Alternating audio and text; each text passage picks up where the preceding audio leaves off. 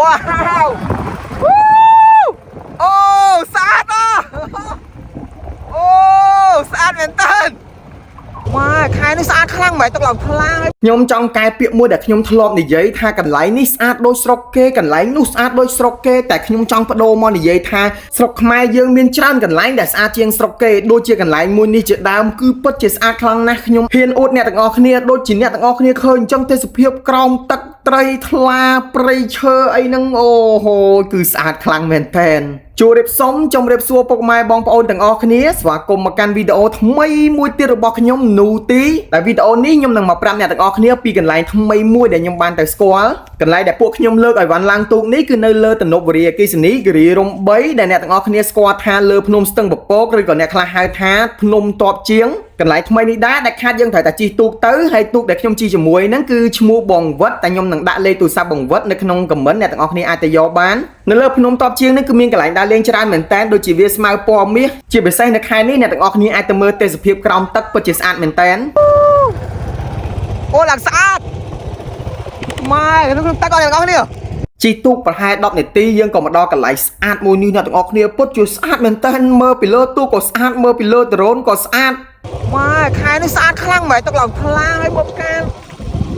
នៅតំបន់តបជាងនេះយើងក៏អាចមកលេងវិលល្ងាចបានដូចគ្នាគ្រាន់តែយើងគេងនៅក្រោមហើយយើងឡើងមកពីព្រឹកឲ្យគាត់ជូនដើរលេងមកគ្រាន់តែយើងអត់ដើរលេងបានសពទេព្រោះនៅលើនេះពិតជាធំខ្លាំងមែនតើដូចជាកន្លែងដែលពួកខ្ញុំទៅនេះមានឈ្មោះថាទឹកធ្លាក់ចន្ទាថ្មអូស្អាតដែរអ្នកទាំងអស់គ្នាមើលទៅសភាពភ័យលេចទឹកឡើងស្អាតឮតែខ្ញុំនិយាយទៅគឺដឹងហើយគឺស្អាតណាស់ខ្ញុំចង់ឲ្យអ្នកទាំងអស់គ្នាបានទៅឃើញទស្សនវិជ្ជាទាំងអស់ហ្នឹងជាពិសេសគឺដើមឈើតាមទឹកនេះគឺស្អាតខ្លាំងមែនតើមានដើមប្រប្រកដើមអីចឹងណាគឺសម្បូរខ្លាំងមែនតើទេសភាពនៅហ្នឹងអញ្ចឹងខ្ញុំចង់ឲ្យអ្នកទាំងអស់គ្នាមានឱកាសទៅលេងម្ដងទៅកន្លែងមួយនេះដូចជាមិនពិបាកទៅលេងទេជាពិសេសនេះអាកន្លែងមួយនេះទឹកថ្លាឡងដូចកញ្ចក់ហើយហ្នឹងហើយគឺទឹកធ្លាក់ចន្ទាថ្មដែលពួកខ្ញុំមកដល់ហើយចង់ដឹងថាហេតុអីមិនគេដាក់ឈ្មោះអញ្ចឹងតិចទៀតខ្ញុំប្រាប់ឲ្យអ្នកទាំងអស់គ្នាដឹងហើយរយៈពេលដែលពួកខ្ញុំធ្វើដំណើរមិញហ្នឹងប្រហែលជាខ្ទង់20នាទីជាងតិចតួចហ្នឹងគឺយើងមកដល់ទឹកធ្លាក់ចន្ទាថ្មហ្នឹងហើយមូលហេតុដែលគេដាក់ឈ្មោះថាទឹកធ្លាក់ចន្ទាថ្មនេះគឺដោយសារតែនេះមានថ្មវាដូចចន្ទាអញ្ចឹងណាអញ្ចឹងហើយបានគាត់នាំគ្នាដាក់ឈ្មោះថាទឹកធ្លាក់ចន្ទាថ្មយើងឆ្លងពីកន្លែងចន្ទាមិញមកគឺដល់ទឹកជ្រោះហ្នឹងមកគឺទេសភាពញាក់សាច់បើទឹកវិញថ្លាឡើងដូចកញ្ចក់អញ្ចឹងបើនៅទឹកធ្លាក់ហ្នឹងហ្មងឥឡូវហ្នឹងគឺអត់មានកន្លែងបោះតង់ទេបើយើងទៅតើយើងញែកព្រៃញែកអីរកកន្លែងបោះតង់បើកន្លែងថ្មនេះយើងអាចបោះតង់បានតែគ្រាន់តែវាអត់សុវត្ថិភាពទេសម្រាប់ខែវស្សាទឹកឡើងមកអាចនឹងបោះតង់ពួកខ្ញុំនេះក៏មកហូបបាយទៅហើយទឹកថ្លាដល់ហូបបាយហើយត្រង់បានអស់គ្នាហក់ទឹកហ្មងគឺត្រជាក់ស្រួលហើយបើនិយាយពីទឹកវិញថ្លាឡើងដូចកញ្ចក់អញ្ចឹងជាពិសេសគឺអាកន្លែងដែលយើងចតទូកអ្នកទាំងអស់គ្នាអាចមកមុជនៅក្នុងគូត្រីច្រើនខ្លាំងមែនតើស័ក្តិសមក្នុងការថតរូបថតវីដេអូអីហ្នឹងគឺទេសភាពអូខ្ញុំឲ្យ10លើ10អ្នកទាំងអស់គ្នាហើយបើកន្លែងត្រីច្រើននេះគឺកន្លែងថ្មីហ្មងពួកខ្ញុំអត់ដឹងសូម្បីបងសហគមន៍គាត់ដឹងថាទឹកធ្លាក់ចន្ទាថ្មនៅហ្នឹងប៉ុន្តែអត់ដឹងថាកន្លែងហ្នឹងមានត្រីច្រើនស័ក្តិសមក្នុងការថតវីដេអូថតរូបលេងអីទេពួកខ្ញុំនេះដោយសារតែទៅមុជបាញ់ត្រីនៅហ្នឹងមុជបាញ់ត្រីក៏ចុះទឹកពុបមកត្រីឡើងមករោមញឹកហើយបើអ្នកទាំងអស់គ្នាមានវ៉ែនតាទឹកដូចពួកខ្ញុំទៀតគឺសប្បាយកយគុណទេសភាពក្នុងហ្នឹងហ្មងជាពិសេសគឺកូនត្រីទាំងអស់ហ្នឹងប៉ុន្តែបើអ្នកចូលចិត្តស្ទូចត្រីឬក៏បាញ់ត្រីអីពួកខ្ញុំលុកអស់ហើយនេះនៅកលៀតទឹកជ្រោះអីហ្នឹងគឺអត់មានត្រីធំឲ្យបាញ់ទេសិតតែកូនត្រីដូចមិញអញ្ចឹងគឺអំបិលតែម្ដង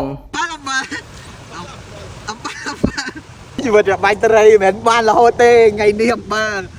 បន្ទាប់ពីលេងនៅទឹកធ្លាក់ចន្ទាថ្មអស់ចិត្តពួកខ្ញុំក៏បកមកកន្លែងដែលពួកខ្ញុំធ្លាប់បាញ់ត្រីបានកាលពីវីដេអូមុនអ្នកទាំងអស់គ្នាធ្លាប់ឃើញហ្នឹងគឺមកបោះតង់នឹងវិញព្រោះកន្លែងទឹកធ្លាក់ចន្ទាថ្មហ្នឹងអត់មានកន្លែងបោះតង់អីស្រួលបួទេគឺអត់សុវត្ថិភាពអញ្ចឹងពួកខ្ញុំរកកន្លែងសុវត្ថិភាពហើយបានកន្លែងថ្មី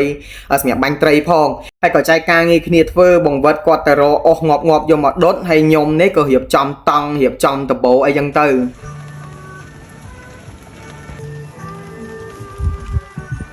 កន្លែងដែលពួកខ្ញុំបោះតង់នេះមិនស្អាតហ្មងទេតែសម្បូរដោយផ្កានៅព័ទ្ធជុំវិញហ្នឹងមានច្រើនប្រភេទច្រើនម៉ូតច្រើនម៉ាកមែនតើ